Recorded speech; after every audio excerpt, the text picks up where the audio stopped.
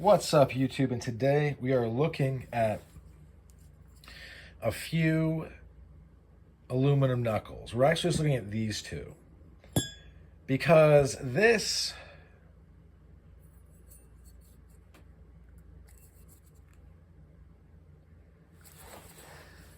very much resembles a rigging plate for climbing. If you look up rigging plates, you'll see shapes like this. It's not the same as like a horse bridle knuck or a hay gathering thing knuck. Billy Trident did a little short on his Instagram about it. It's how I know. Although once I think I had seen the rigging plates before. The rigging plates before. I just never thought anything of it. And this does look like kind of like some sort of rigging device. What if there was not this ominous death dealer scorpion? Scorpion Defense CNC'd this. Billy Trident designed it. Although they will say it's an old design. I have seen designs very, very much like this on eBay, except they were like octagons or like hexagons. They're 3D printed. So this is the Looper by Tactikowl gear.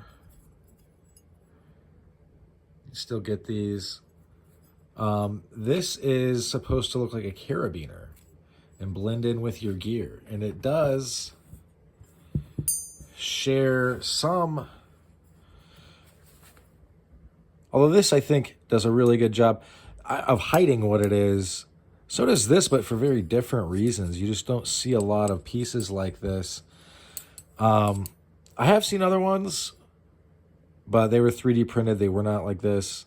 I mean, these finger stalls are designed very nicely. There's not much material in between them. I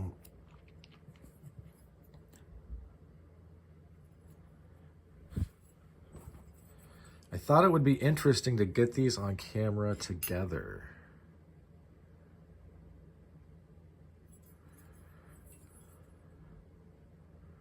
Because they have sort of the same feel and a very similar footprint.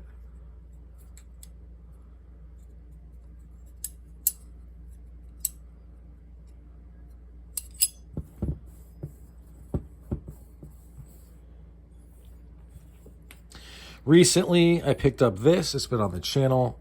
It's a compact screaming frog. Also aluminum. These two are aluminum. I would believe 6061 aluminum, if I had to guess. This was made by Taupe, the knife maker. It's a screaming monkey. It's an old design, but he did a lot of things I like.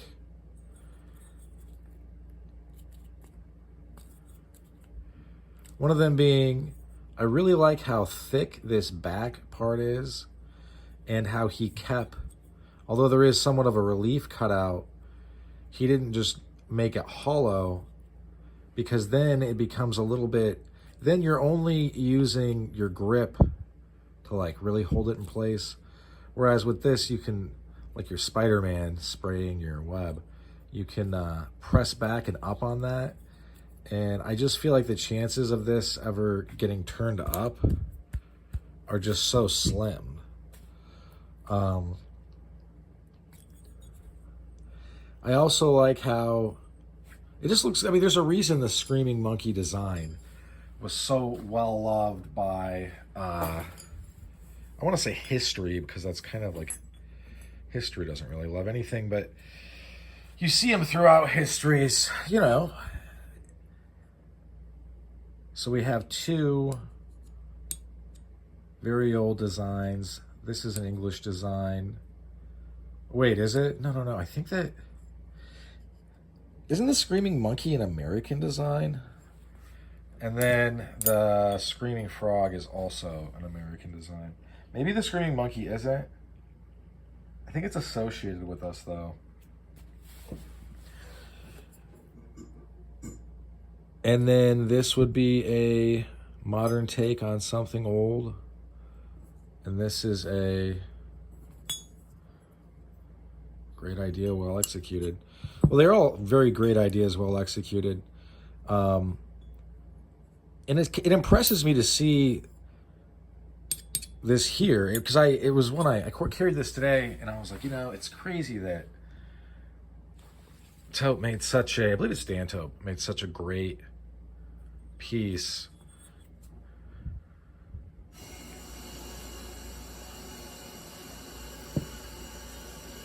Because there really are minimal hot spots. I mean, there's hardly any. I would say none, but I'm probably missing one. This is a really solid piece. It feels solid in the hand.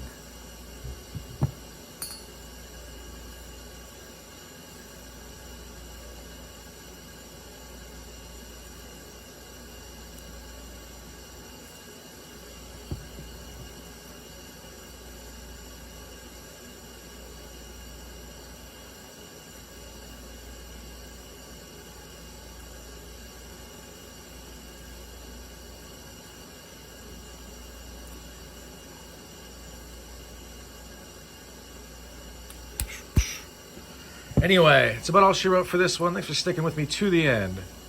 Hope you folks have a good rest of your day. If you're still with me throughout, there have been little cards you can click right there. They're going to go to these reviews. All right, that's it.